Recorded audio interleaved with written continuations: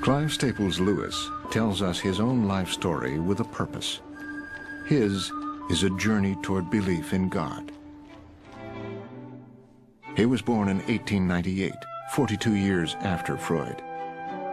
He grew up in Belfast, Northern Ireland.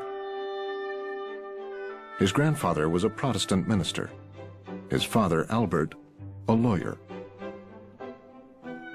His mother, Flora, was a mathematician.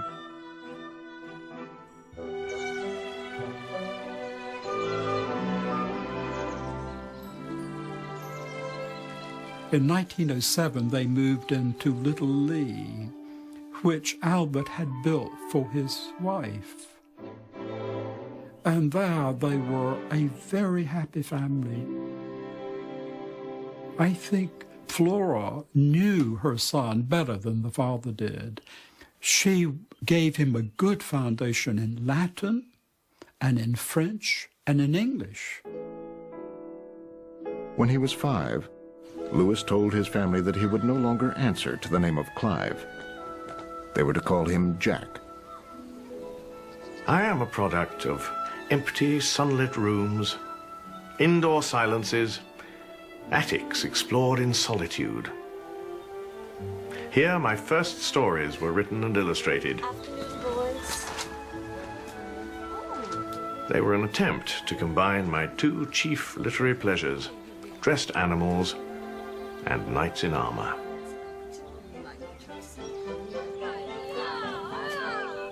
Jack and his older brother Warren spent all their time together, playmates and companions. Together, they made a magical private world.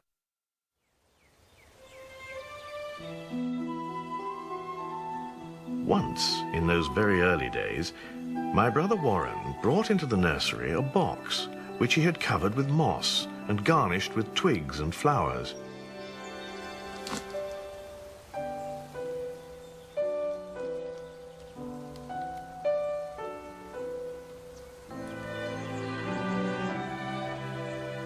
That was the first beauty I ever knew. It made me aware of nature as something cool, dewy, fresh, exuberant. Everything seems like a dream. Anything seems possible. And all sorts of ideas float through your mind. It was something quite different from ordinary life and even from ordinary pleasure. Something, as they would now say, in another dimension. It was a sensation of desire. But before I knew what I desired, the desire was gone. The world turned commonplace again.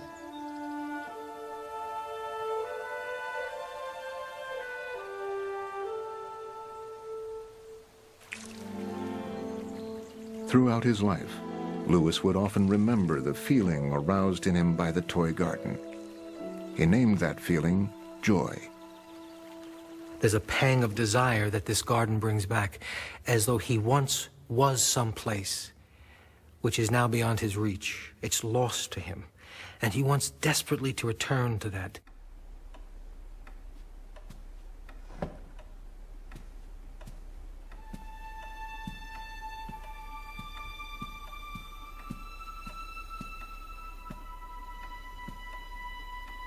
I must now turn to a great loss that befell our family when my mother became ill. There were voices and comings and goings all over the house. Our whole existence changed into something alien and menacing as the house became full of strange smells and midnight noises.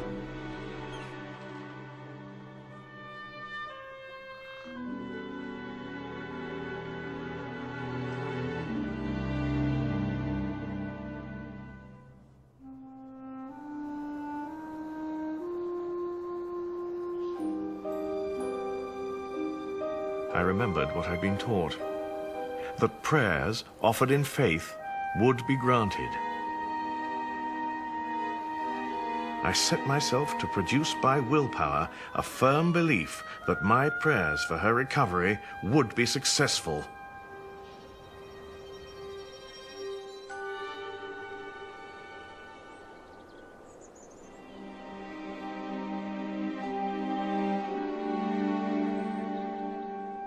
The thing hadn't worked. With my mother's death, all settled happiness, all that was tranquil and reliable, disappeared from my life. And there has never been, really, any sense of security and snugness since. I've not quite succeeded in growing up on that point. There is still too much of Mummy's lost little boy about me. My father's good qualities, as well as his weaknesses, incapacitated him for the task of bringing up two noisy and mischievous schoolboys. Albert was distraught. Now, we all know that if possible, the survivor needs to be strong for the children. But in this case, I think the children were simply partly devastated by the fact that not only had their mother died, but their father was falling apart in front of them.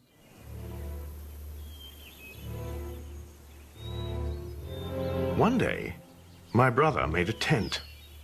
He used a dust sheet from the attic and a stepladder taken from the house and turned into tent poles. My father came home from work. Then the lightning flashed and the thunder roared. He said he would close the house and we should be sent away to America.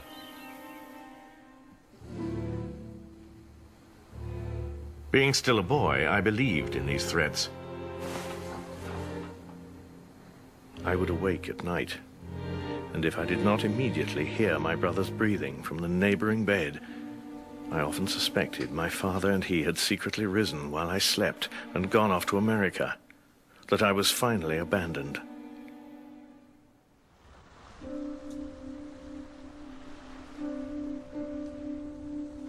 No more of the old security. It was sea and islands now. The great continent had sunk like Atlantis.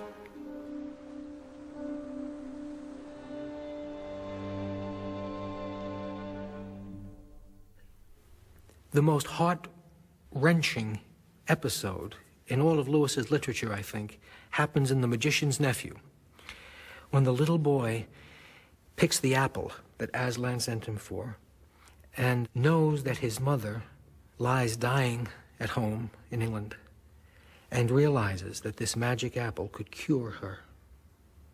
And the witch says, "Take it. Take just a slice of it. The lion will never know, and it will cure your mother." But the little boy Diggory doesn't do it. He brings it back to Aslan and is so surprised when Aslan gives him a piece and says, "Take it back." Well, the little boy takes the apple back to his dying mother and gives it to her. And we see the middle-aged C.S. Lewis writing in his book of fantasy what he couldn't achieve in life. Jack Lewis was sent to boarding school in England. He had lost his mother and been abandoned by his father and the faith that had failed him.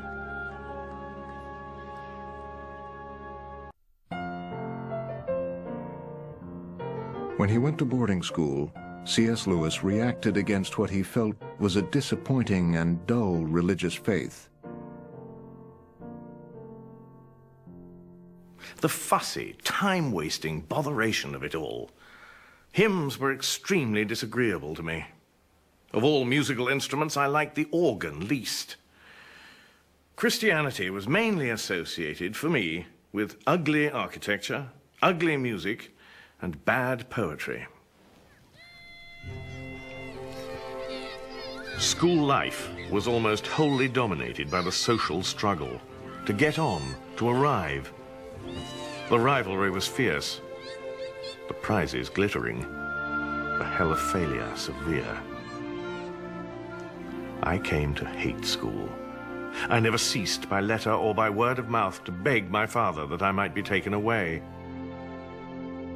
At last, when Jack turned 16, Albert, his father, agreed to take him out of school to study with a private tutor.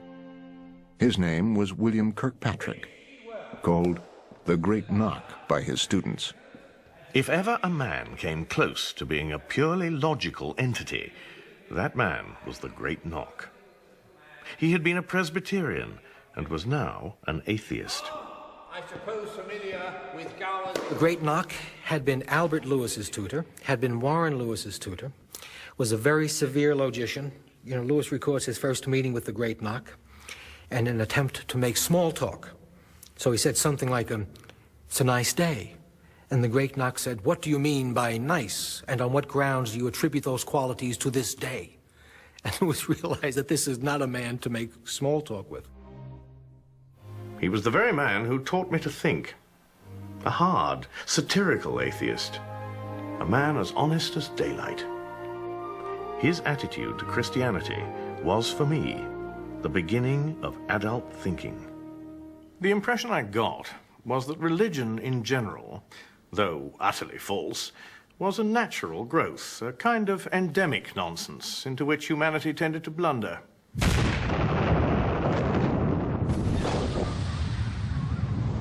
In 1914, the First World War engulfed Europe.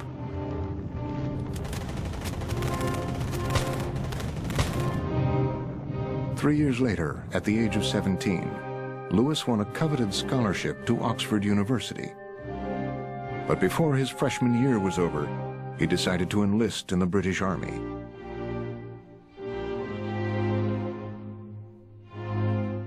Among his classmates going to the battlefront was his friend Paddy Moore. Lewis was a visitor to the Moore home and was received like a member of the family. And so they swore to each other the following: if one of them died and the other lived in the war, the survivor would take care of the dead comrade's family.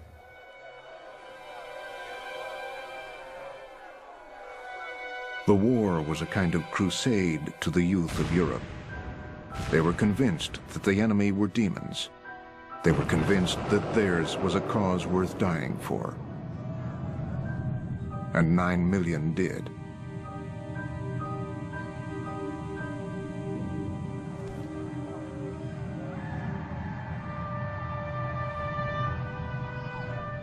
I have gone to sleep marching, and woken again and found myself still marching.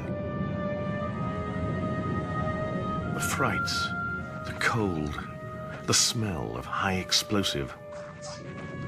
The landscape of sheer earth without a blade of grass.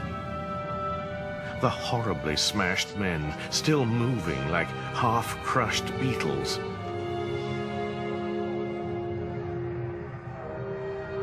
Lewis was on intimate terms with pain. He was wounded in World War I. He saw the sergeant who had saved his life blown up next to him. In other words, he knew, as that generation did, the horrors of the Great War. He thought God was at fault for causing the suffering he saw in the First World War. That was God's fault. He shouldn't have allowed that to happen. He thought he was a blackguard. That is the way he described God in his own poetry. 14th of May, 1918. Paddy has been missing for over a month and is almost certainly dead. Of all my own particular set at Oxford, he has been the first to go. And it is a bitter irony to remember that he was always certain that he would come through. After the war, Lewis returned to Oxford. Good to his word, he set up house with his dead comrade's mother and sister, Janie and Maureen Moore. She was mother surrogate, she was a companion, and of course she was a comfort to him as well. I mean, there was this household. It was home for Lewis. Home, this idea of home. This matters very much. The early loss of my mother, great unhappiness at school, and the shadow of the last war, and presently the experience of it, had given me a very pessimistic view of existence. My atheism was based on it.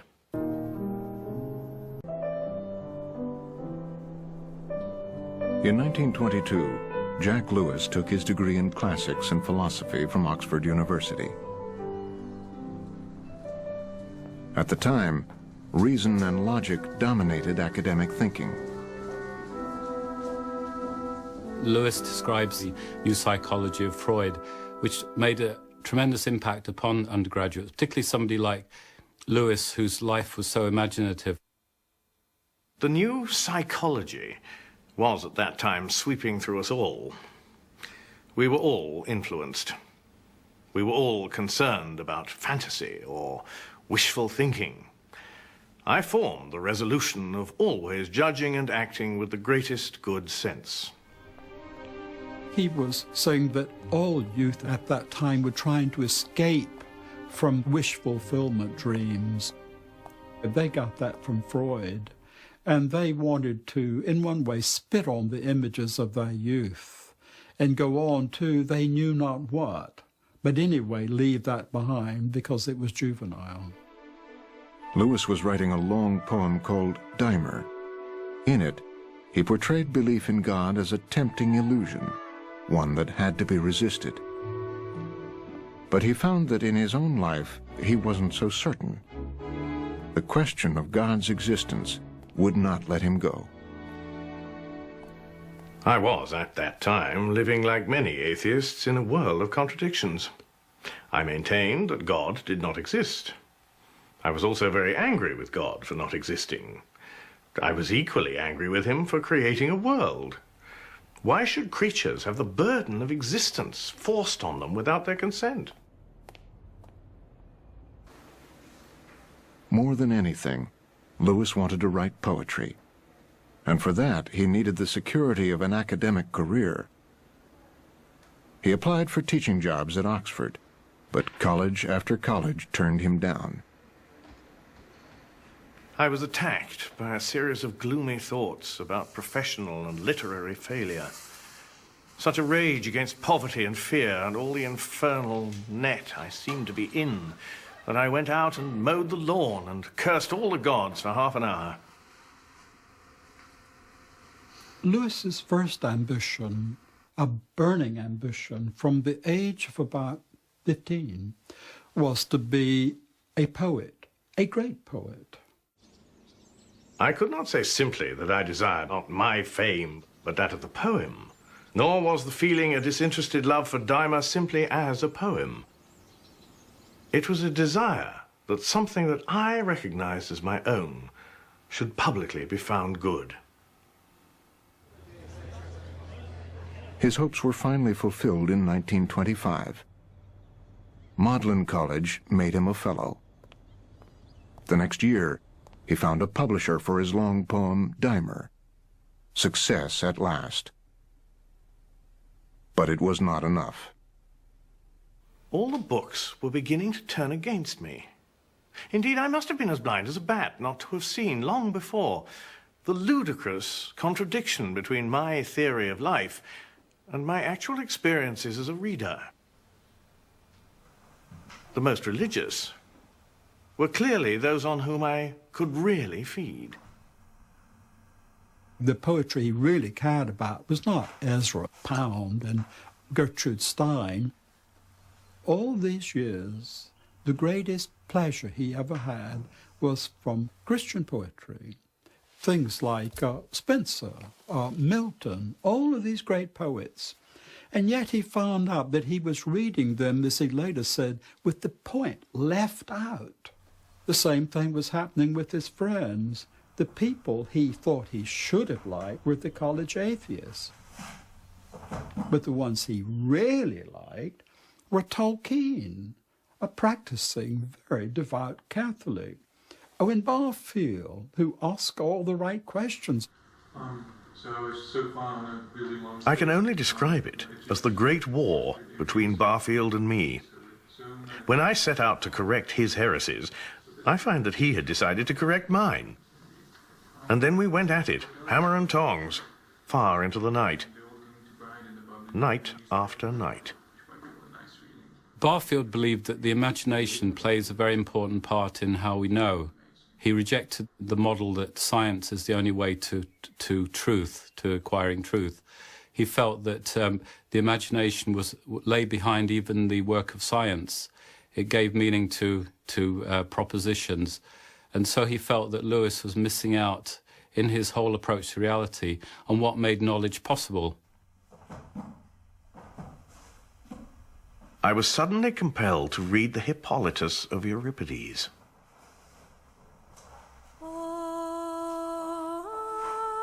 O God, bring me to the sea's end, to the Hesperides, sisters of evening, who sing alone in their islands where the golden apples grow. And the Lord of oceans guards the way from all who would sail into their night blue harbors. Let me escape to the rim of the world, where the tremendous firmament meets the earth, and Atlas holds the universe in his palms. For there, in the palace of Zeus, wells of ambrosia pour through the chambers, while the sacred earth lavishes life, and time adds his years only to heaven's happiness. I was off once more into the land of longing. My heart at once broken and exalted as it had never been since the old days. I was overwhelmed. I called it joy. When Lewis talks about joy, he talks about something that he labels the central theme of his whole life. But what he means by joy is not the satisfaction of a desire, but a desire that is more desirable than any satisfaction. There was no doubt joy was a desire. But a desire is turned not to itself, but to an object. I had been wrong in supposing that I desired for joy itself. All the value lay in that of which joy was the desiring, the naked other, unknown, undefined, desired. I did not yet ask, who is desired? The very experience of joy that Lewis had was an arrow that led to the target of belief in God. Lewis argued innate, deep desires do not exist unless they correspond to something that can satisfy them. If there is hunger, there is food. If there is sexual desire, there is sex. If there is curiosity, there is knowledge. So if there is the desire for this thing that is beyond this world, there must be something beyond this world. Lewis was still resisting, but growing tired from the struggle. The fox had now been dislodged from the wood and was running in the open, bedraggled and weary, the hounds barely a field behind. The odd thing was that before God closed in on me, I was in fact offered what now appears to be a moment of wholly free choice.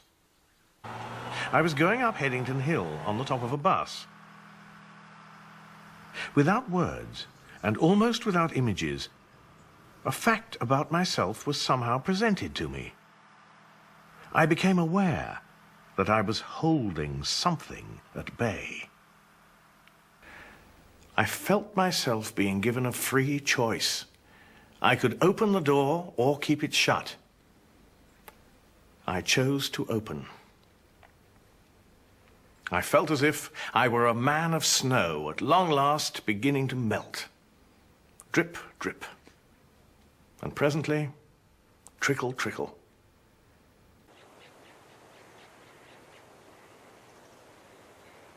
I had always wanted, above all things, not to be interfered with. I had wanted, mad wish, to call my soul my own. I had been far more anxious to avoid suffering than to achieve delight.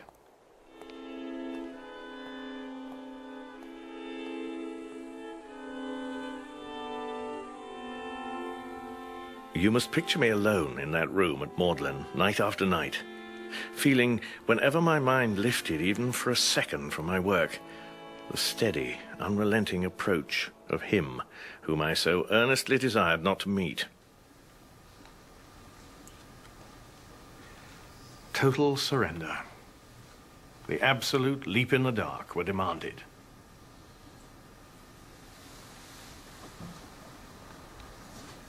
I gave in and admitted that God was God. Perhaps that night, the most dejected and reluctant convert in all England.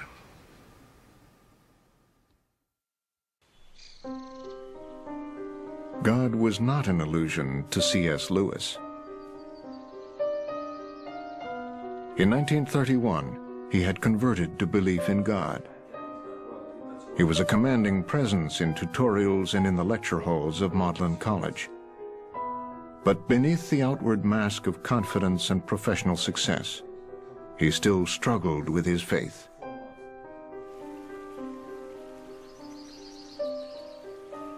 I'm appalled to see how much of the change I had thought I had undergone lately was only imaginary.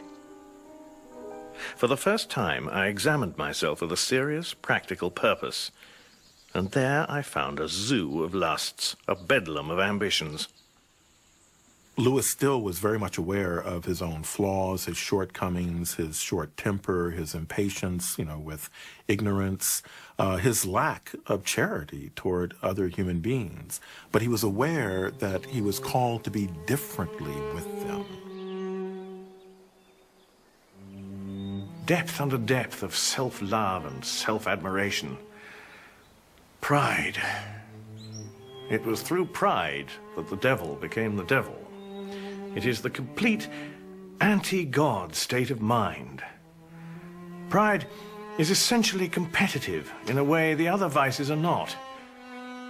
Pride is a spiritual cancer. It is my besetting sin.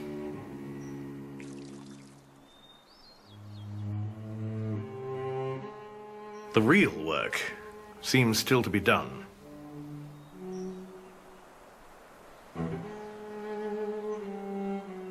When Lewis first converted, he wasn't happy because the first thing that happened to him was the realization that God was God and that he was not his own God. God was a transcendental interferer, barging into Lewis's life and saying, "You're not God, I am God."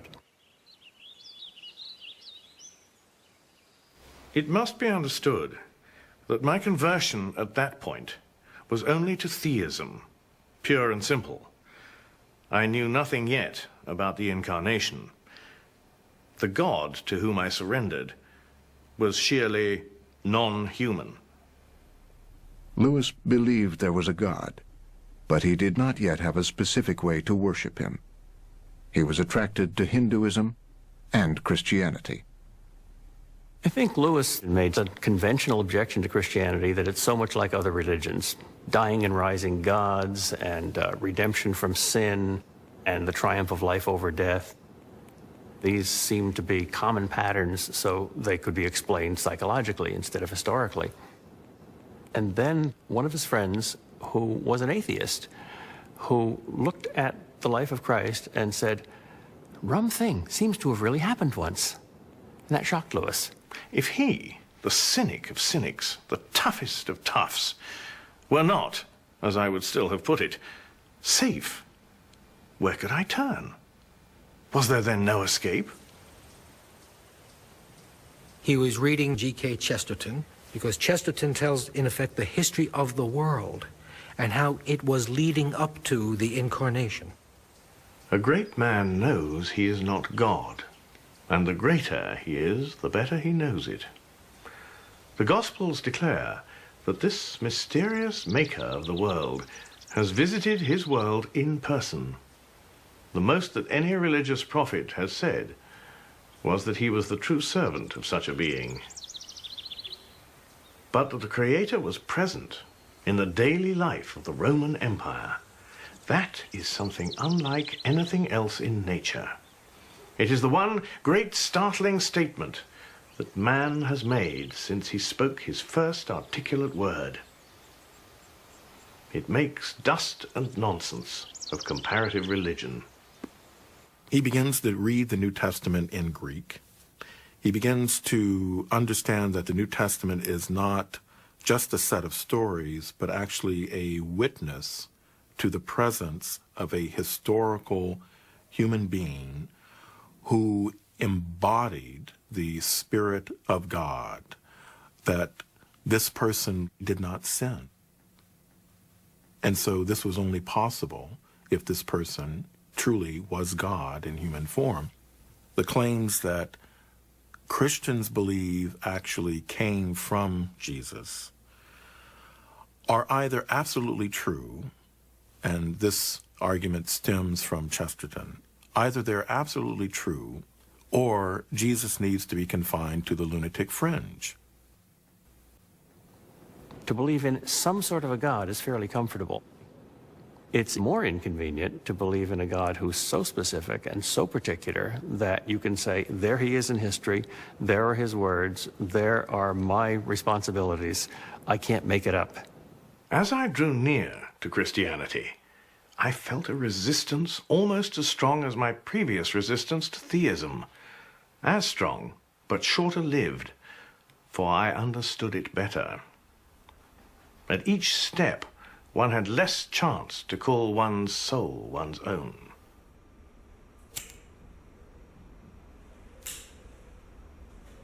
Lewis simply did not understand where Christ fitted into it until finally that night in 1931 he had invited Tolkien and Hugo Dyson, two of his closest friends, to Magdalen College.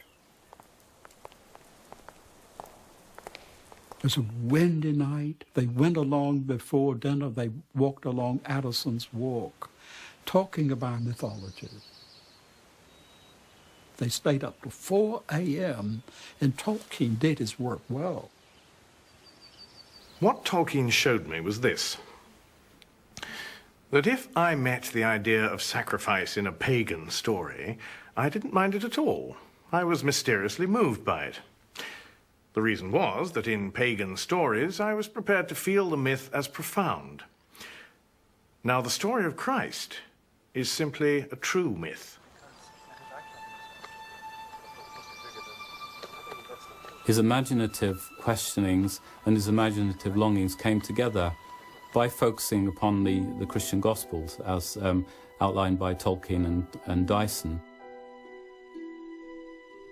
He was a literary critic.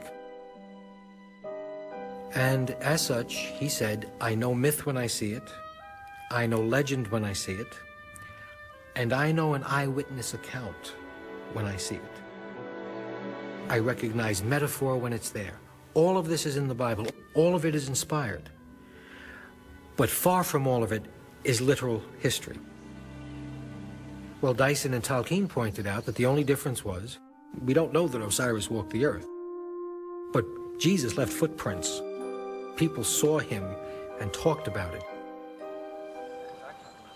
As we continued walking, we were interrupted by a rush of wind, which came so suddenly on a still, warm evening and sent so many leaves pattering down that we thought it was raining. We all held our breath, appreciating the ecstasy of such a moment.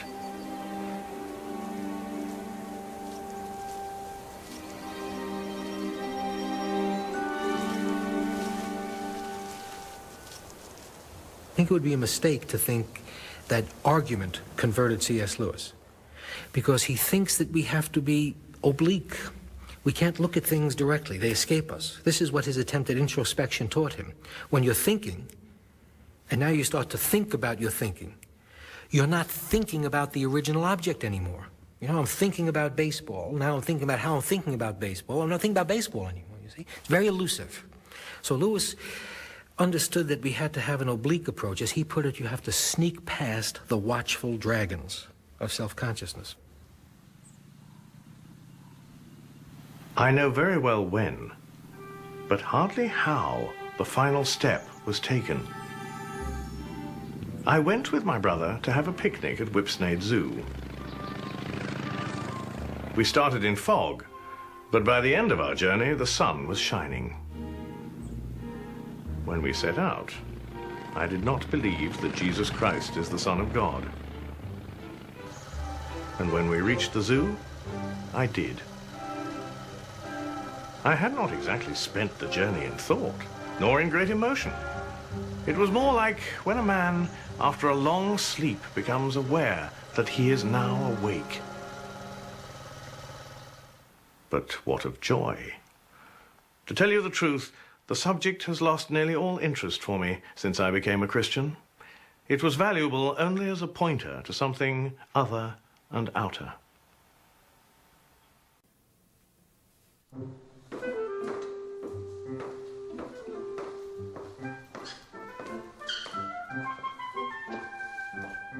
For Lewis, true happiness could only be found in relationship with God. When he entered into this relationship, it changed his life. To believe in God and to pray were the beginning of my extroversion. I had been taken out of myself. Lewis was a bachelor living with Mrs. Moore and her daughter Maureen, the mother and sister of a dead comrade from the First World War. They were family to him. After he embraced faith, Lewis broadened his circle of friends. He was drawn more and more to the writers and scholars at Oxford who shared his faith. My happiest hours are spent sitting up till the small hours in someone's college rooms talking nonsense. Poetry, theology, metaphysics, over beer, tea, and pipes. There's no sound I like better than adult male laughter. The group gathered weekly to talk, drink, and read their works. Literary critics Hugo Dyson and Owen Barfield, medievalist J.R.R. Tolkien, writer and editor Charles Williams, Lewis and his brother Warren. They called themselves the Inklings. The Inklings actually began around 1933, and Tolkien and Lewis were at the core of it, and they invited friends along. In the 1930s, it was a time when modernism was very strong, both as a literary movement and philosophically, sweeping away the old idealism and putting forward the scientific model as the only means to truth. Lewis and his friends passionately resisted this movement, and the Inklings actually functioned as a kind of an oasis to stand against this trend and to give encouragement to each other to develop their writings in a consciously Christian way. To belong to a group of real friends is to be armed against influences from without. The public opinion within the group may be tiny, but it matters more than the opinion of 10,000 outsiders. Lewis and Tolkien felt that the kind of stories they liked weren't being written, and that as nobody else was doing it, they should do it themselves. One stage, they tossed a coin to see who would write a time story and who would write a space story. Tolkien got the time story, which became The Lord of the Rings, and Lewis got the space story, which became the trilogy Out of the Silent Planet. Lewis began to realize all kinds of theological ideas could be smuggled into people's minds by writing good stories which would inculcate these kind of concepts. All this time, Lewis had been spinning his wheels. Then came the conversion. What happened was, when he was converted, he really lost all interest in himself. I can't underscore that enough. What a change that was in that man. He just lost his interest in himself. Not in the things that he was interested in, not in poetry, He was technically one of the most proficient men for writing you could think of, but he had nothing to say. Then along came an invitation to preach in St. Mary the Virgin, which is one of the oddest things that they would ask him, but they knew he was interested in theology. Anyway, he preached this remarkable sermon. He became this great defender of the faith. He said, I realized that the one real service I could provide my fellow Christians was to explain and defend the faith to them, because he had this extraordinary rhetorical gift.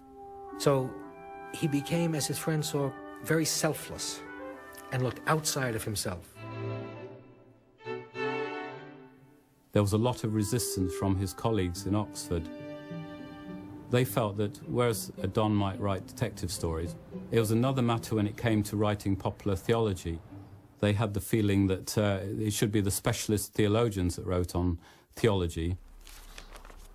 Lewis was a very intellectual person, a brilliant mind, but at the heartbeat of all his work is a preoccupation with the whole idea of human love. He wrote a book called The Four Loves, which is about the four kinds of love that we experience. Affection for family and friends, sexual love, these Lewis defined much as Freud would have. Then he added a fourth category, love of God. Divine gift love in a man enables him to love what is not naturally lovable. Lepers, criminals, enemies, morons. Lewis is differentiating between different experiences of love that all human beings have, and identifying that it is natural to love one's brother, one's family members, enter into relationships with friends, male and female, to enter into erotic and romantic love. But he also recognized this mysterious realm of love that did not have a direct and immediate personal benefit. And he identified that as agape, or a selfless love, a love that was truly committed to the well-being of the other, and passionately so. What agape means in the New Testament is the love of God, the love that God has to us. And that love, mediated and explained by Christ, is absolutely egalitarian. Agape, or charity, is a scandal to reason, because it means loving people not just in terms of justice or what they deserve, but simply loving them, absolutely. For Freud, what we're talking about as love, he would designate as eros, but eros, as desire, sought an object. In other words, it was a quantum of energy that goes in search of satisfaction with an other. That's a far cry from what Lewis understood to be the human manifestations of agape, because in that definition of love, there is a degree of selflessness. In other words, eros has an aim, it has a target, it has an object, it has an ulterior motive. Agape doesn't. And the love that's being talked about in Love Your Neighbor exhortation is not necessarily the love that comes easy, the love that is full of emotion, of good feeling. It is a love that extends to all of other human beings, because we are of the same species. We are all creatures who are children of God.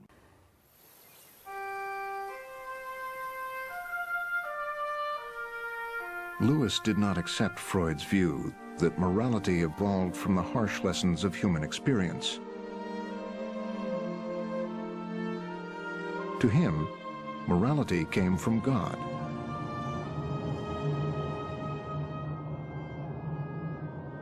It was a message he brought to a mass audience in the years of the Second World War. Even as soldiers fought overseas, German planes attacked the cities and shipyards of Britain. That's the sound that became part of the life of every man, woman, and child in Britain.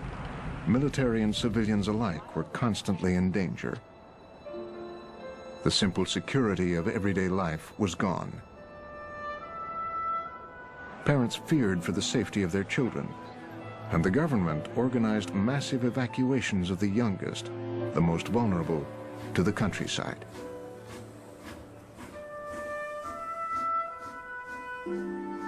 Four of these evacuees were sent to Lewis's home in Oxfordshire.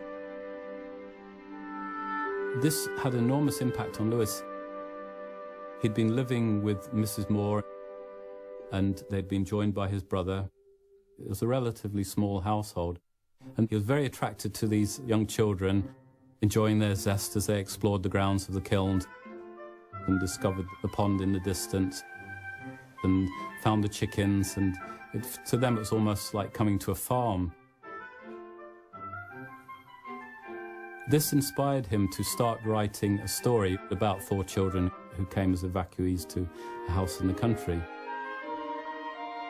One of the children had asked Lewis whether there was anything behind the big old wardrobe, and if she could open it. The question sparked his imagination. Several years later, he was able to pick this story up, and it became The Lion, the Witch, and the Wardrobe, the first of the Chronicles of Narnia, which of course is about four evacuees who come to the house of an old professor in the countryside. The Narnia stories, like Lewis's early science fiction, were allegories of the Christian faith.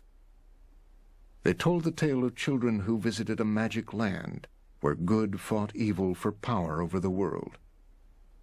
On this journey, the children encountered Aslan the lion, who returned to redeem humankind. He has a mediator between God and human beings in the form of Aslan, who's very approachable and yet also is quite frightening. And it's a beautiful picture of a Christian view of faith. But outside the oasis of the countryside, the war was still raging. Every night, people who were huddled in shelters or confined to their homes tuned to the radio for news of the battlefront. In the face of the chaos, uncertainty, and cruelty of war, many questioned the existence of a loving God. People in the cities with the bombs falling on them were facing issues of life and death, and people losing their loved ones in war, and it's a huge issue.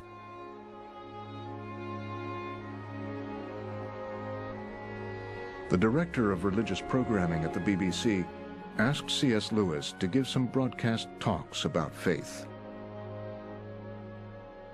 Lewis at first was a bit uncertain.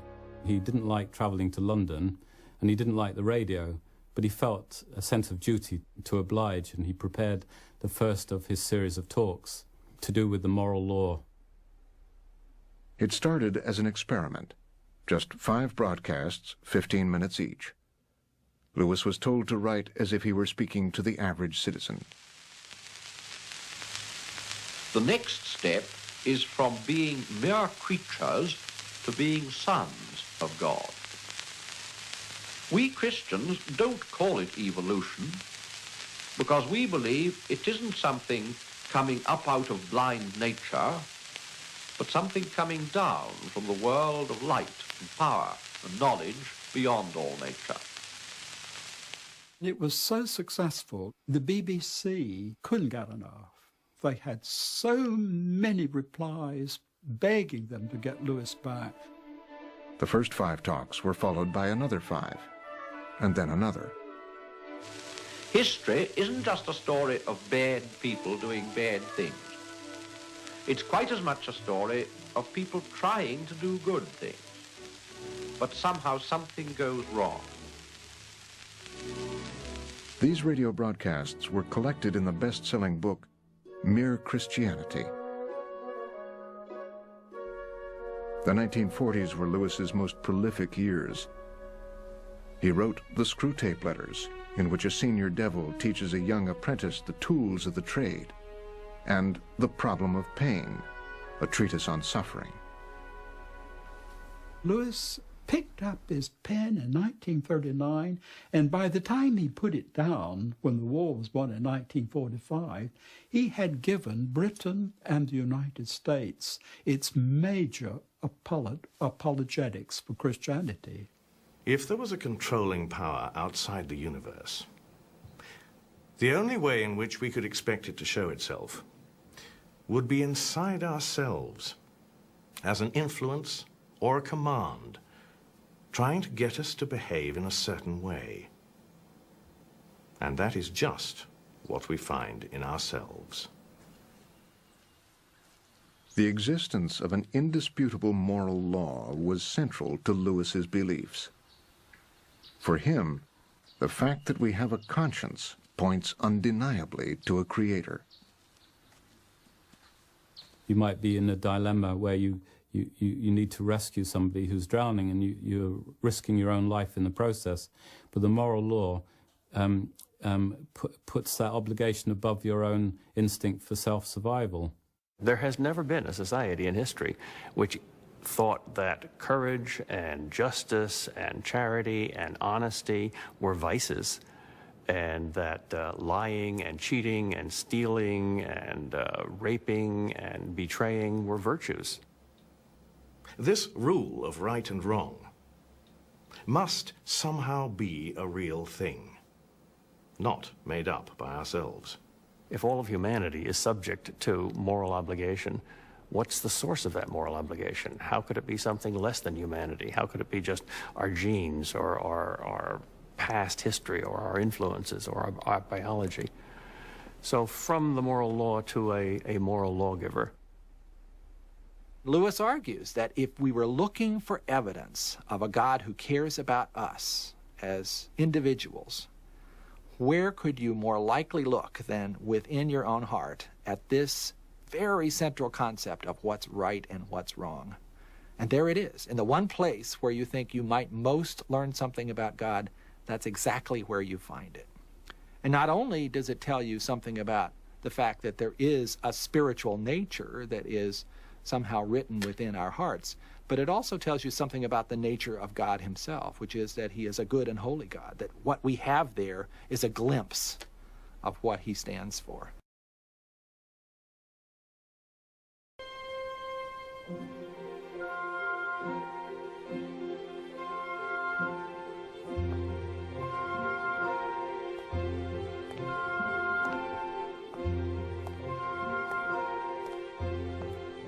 By the 1950s, C.S. Lewis had become a famous figure and the most popular spokesperson for Christianity in the English-speaking world. Living and working in Oxford for over 30 years, he was content and had no plans to change. He was a bachelor, leading a chaste life. There was no reason for him to think he would never be anything other than celibate. Warren was never anything other than celibate. And, of course, when Joy Davidman came along, kismet. Joy Davidman was a writer, a novelist and a poet from New York. She grew up in a Jewish background, and she came across the writings of C.S. Lewis when she was an atheist and a Marxist, and started corresponding with Lewis. She told Lewis in her letters that she had embraced the Christian faith in part because of his writing. Lewis got lots of letters from eligible ladies wanting more than just advice about Christian problems. Why would Joy be any different? Well, she was different. She was different first because she was very, very smart. She knew Lewis's work. She was a poet herself. She was a novelist herself. And she was his match in what Owen Barfield called dialectical obstetrics. Lewis married Helen Joy Davidman so that she would not be deported. But as they became closer and closer friends, they fell in love. When two people who discover they are on the same secret road are of different sexes, the friendship which arises between them will very easily pass into erotic love. At the time they were married, Joy and Louis knew that she had bone cancer. I am very shortly to be both a bridegroom and a widower. Louis turned to a former pupil who had become a priest, Peter Bide. Peter Bide comes to the hospital, and Louis asks if this man, who has some reputation for possessing a healing gift, would place his hands upon Joy and pray that she be healed. Peter Bide does this and lays his hand upon Louis, who prays that he will get the pain that Joy is suffering, because the pain is ferocious. And of course, Joy is expected to die within a day or two. She doesn't. In fact, she starts to get better within a few months. X-rays show that her pelvis has grown back. The bone has regenerated. Doctors cannot explain this. After her remission, Joy moved into the Louis home with her 2 sons, David, 11, and Douglas, 13. I never expected to have in my 60s that happiness that passed me by in my 20s. For those few years, Helen and I feasted on love. Her great otherworldly ambition in life was to go to Greece. She'd wanted this since she was a young girl. They went to Mycenae, they went to Crete, they went to Rhodes. Joy climbed all the way up to the Acropolis. It was a wonderful bonus, and it was one of the happiest periods of Louis's life. But the cancer returned. Joy and C.S. Lewis were separated by death on July 14th, 1960.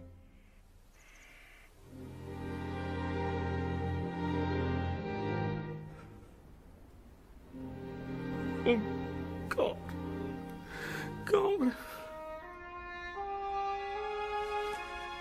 Why did you take such trouble to force this creature out of its shell? If it's now doomed to crawl back, to be sucked back into it. Where is God?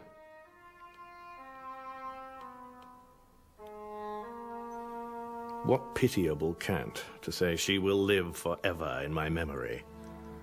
Live. That is exactly what she won't do. What's left?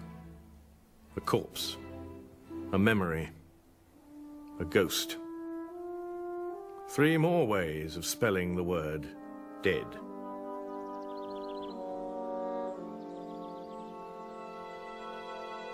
A Grief Observed is Louis's description of the journey he took after Joy's death.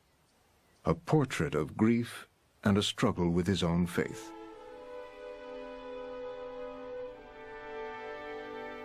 Talk to me about the truth of religion, and I'll listen gladly. Talk to me about the duty of religion, and I'll listen submissively. But don't come talking to me about the consolation of religion, or I shall suspect that you don't understand.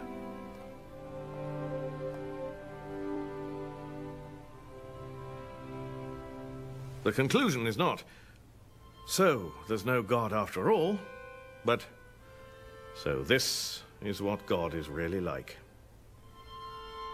The cosmic sadist, the spiteful imbecile. He lashes out at God, and he says, how can you expect us to live this way? Very much like Job. Very honestly, he doesn't just argue. He emotes. The whole of his being is there in front of God. It's a deep trust in God that allows him to give vent to his distrust.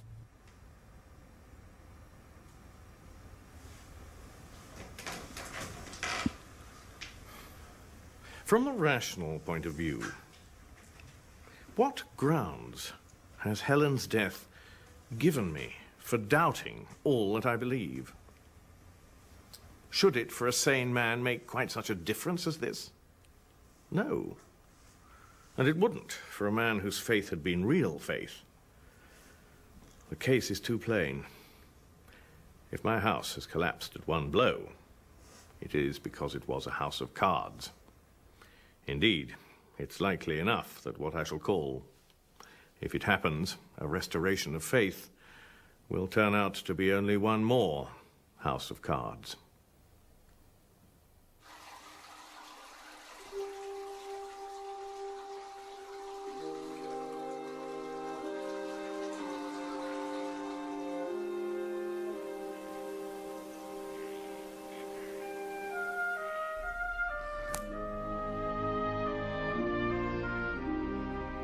Something quite unexpected has happened.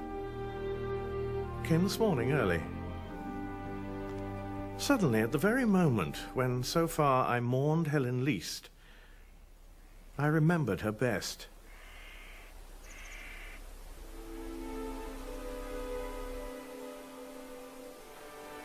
Imagine a man in total darkness. He thinks he is in a cellar or a dungeon. Then there comes a sound. He thinks it might be a sound from far off. Waves or wind-blown trees or cattle half a mile away. And if so, it proves he's not in a cellar, but free, in the open air.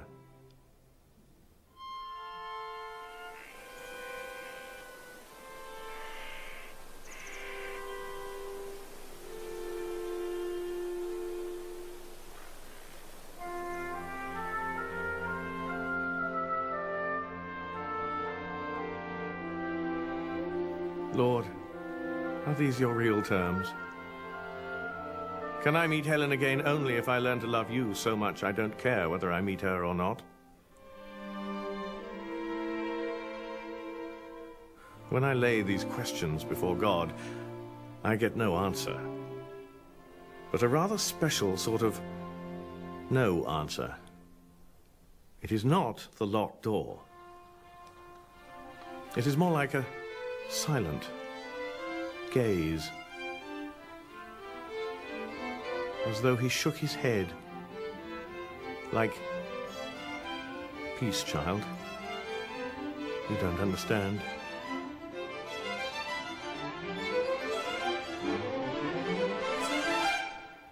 How wicked it would be if we could, to call the dead back. She said, not to me, but to the chaplain, "I am at peace with God."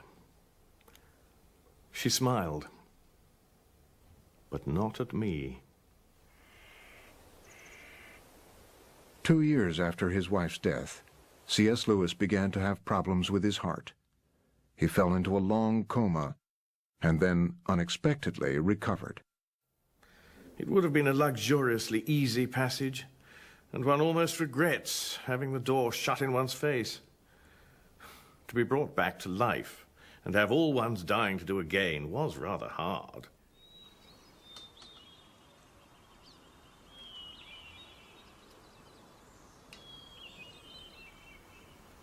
I would like everything to be immemorial. To have the same old horizons, the same garden, the same smells and sounds, always there, changeless. Autumn is really the best of the seasons, and I'm not sure that old age isn't the best part of life. But of course, like autumn, it doesn't last.